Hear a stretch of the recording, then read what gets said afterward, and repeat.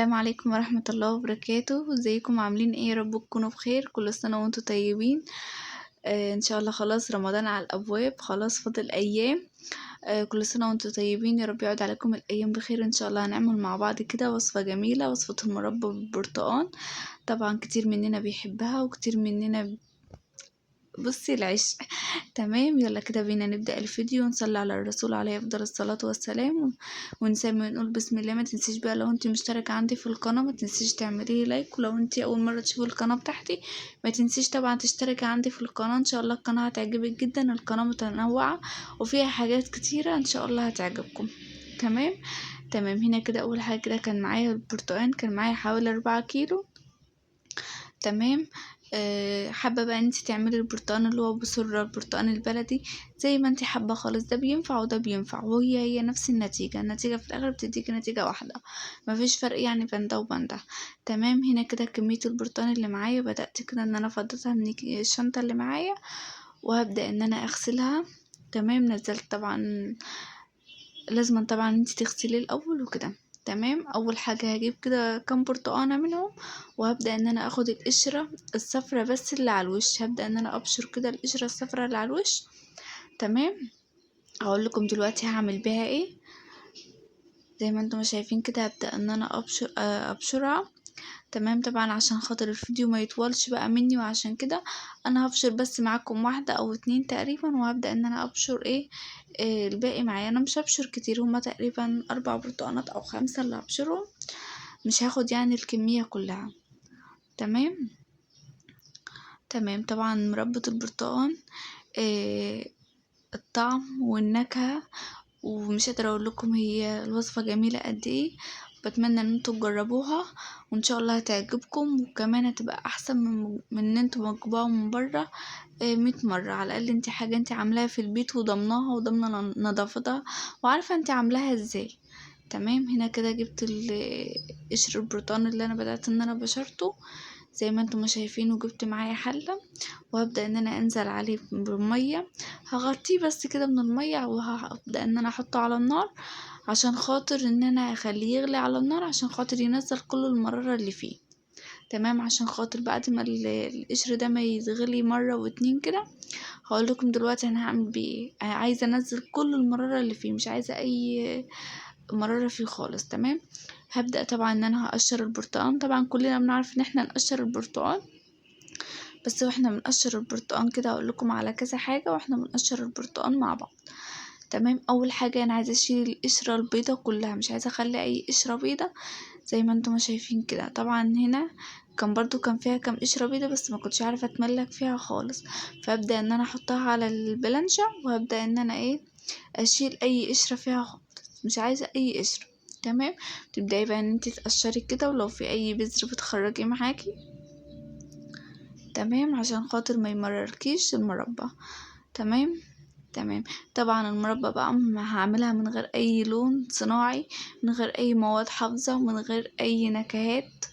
تمام. انا هوريكم دلوقتي احنا هنعملها ازاي، وهنعملها بطريقة سهلة، وطريقة ان شاء الله انتوا هتحبوها وهتجربوها ان شاء الله معايا، وتكتبوا لي في الكومنتات ان انتوا جربتوا الطريقة وحبتوها. زي ما انتم شايفين كده قشرت البرتقال من غير ما بشلت كل القشر اللي فيه، القشر البيضة كلها شلتها زي ما انتم شايفين كده معايا. تمام. طبعا بقى لو انت حابة ان انت تضيفي، لو انت حابة ان انت تعملي البرتقال اللي هو بسرة تمام. البرتقال اللي هو البلدي تمام بيديك هي نفس النتيجة، ومفيش فرق بين ده وبين ده. لو انت حابة بقى كمان ان انت تضيفي عليها معلقة فانيليا تمام، اللي هو يعني هتديكي برضو ريحة وهتديكي طعم.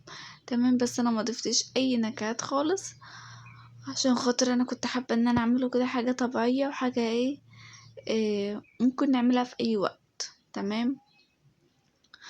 زي ما انتم شايفين كده ببدأ ان انا اشيل بقى قشر البرتقال ده. تمام. طبعا البرتقال طبعا احنا عارفين طبعا كمية الفوائد اللي فيه. تمام.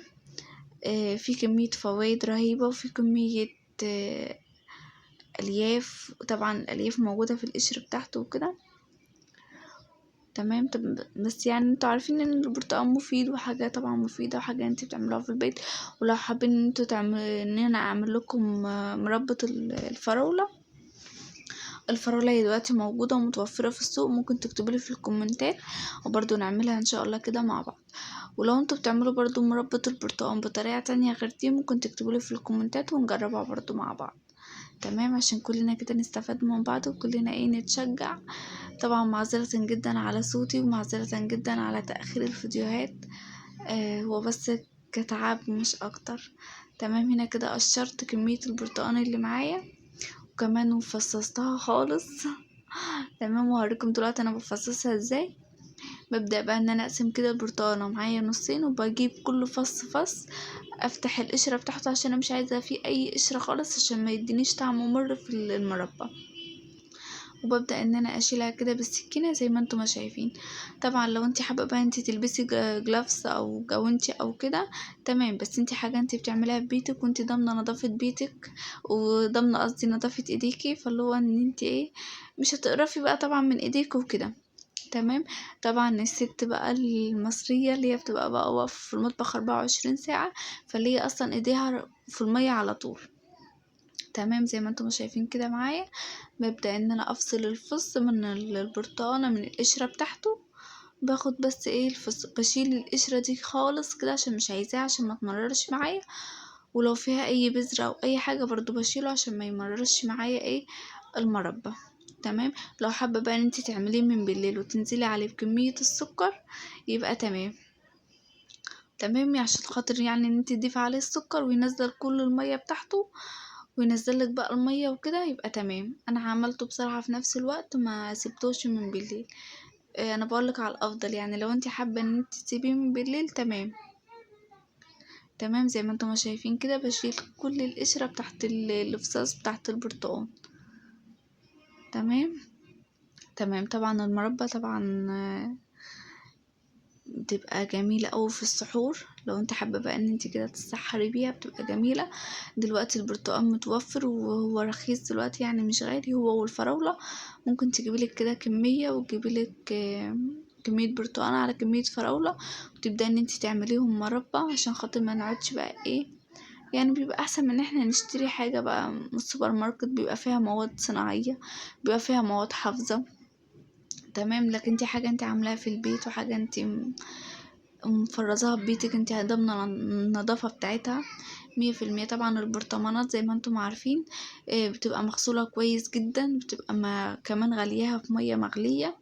تمام، وسايباها تتصفى جدا، مفيهاش اي نقطة مية، وبتبقى كمان منشفاها جدا بمناديل من اي نقطة مية فيها. تبدأ ان انت تفرزيها عادي، حابة ان انت تضيفيها في الفريزر، تمام. حابة ان انت مثلا تضيفيها في قلب التلاجة، بس ما تحاوليش مثلا ان هي تطول في التلاجة من تحت، ممكن تفرزيها في الفريزر وكده، وتطلعي منها البرطمان، تخليه في التلاجة من تحت على قد الاستخدام بتاعك، لو انت عاملة كمية يعني. تمام.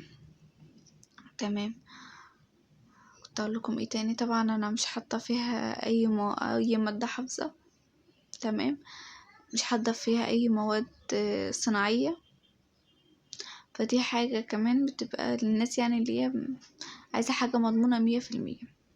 زي ما انتم شايفين كده بفصص البرتقانه، عشان خاطر لو فيها اي بذره او فيها اي قشره او حاجه ما تبوظليش الوصفه. تمام. تمام، زي ما انتم شايفين كده كل فص وفص ببدأ ان انا افتح القشرة بتاعته كده بالحرف بتاع السكينة، وابدأ ان انا انزل الفص بتاع البرتقانة بالسكينة. تمام. تمام، ما تنسوش كمان يا بنات المربى المعلقة اللي هنا كده كمية المربى بالظبط قطعت معايا، يعني ده كان 4 كيلو، حوالي الكمية اللي معايا دي كانت حوالي 2 كيلو ونص. تمام، 2 كيلو ونص، انا حطيت عليهم حوالي من كيلو سكر. تمام، طبعا لو انت حابه ان انت تزودي تخلي كميه السكر قد كميه البرتقال، تمام. على حسب بقى ما انت ما بتحبي الحاجه مسكره، بتحبي الحاجه السكر بتاعها مظبوط، تمام، على حسب ما انت ما بتحبي. بعد ما نزلت كده بالسكر على البرتقال، فضلت ان انا اقلب فيه كده شويه حلوين، حوالي من ربع ساعه، عشان خاطر ينزل لي كل المية اللي فيه، ينزل لي طبعا المية والسوائل اللي هتخليه ايه يستوي على النار.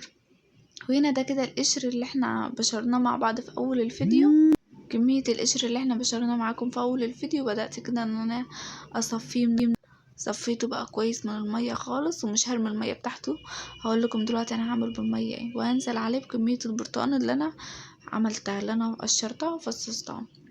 تمام كده احنا خلينا القشر لما غليناه على البوتاجاز وكده، وخليناه غلى حوالي من ربع ساعة، نزل كل المرارة اللي فيه في قلب المية. تمام. وهنا كده نزلت كده عليه بقى بالسكر، ونزلت عليه بكل حاجه، وبدات ان انا اقلب فيه. انا ما نزلتش عليه باي ميه خالص، انا بفضل ان انا اقلب كده في البرتقال لحد ما ينزل لي الميه اللي فيه. لو انت حابه ان انت تسيبيه لتاني يوم او تسيبيه مثلا كام ساعه ينزل لك الميه، يبقى تمام، يبقى كده 100%، يبقى كده ايه كويس قوي.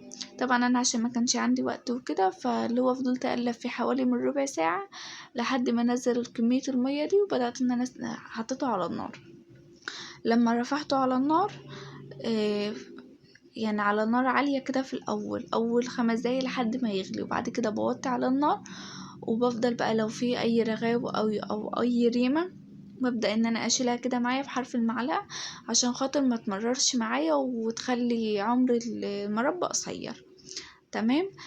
هنا كده بعد ما غلى وبعد ما شلت الريمة كده ومبقاش فيه أي ريمة أو أي رغاوي خالص، نزلت عليها بعصير ليمونة.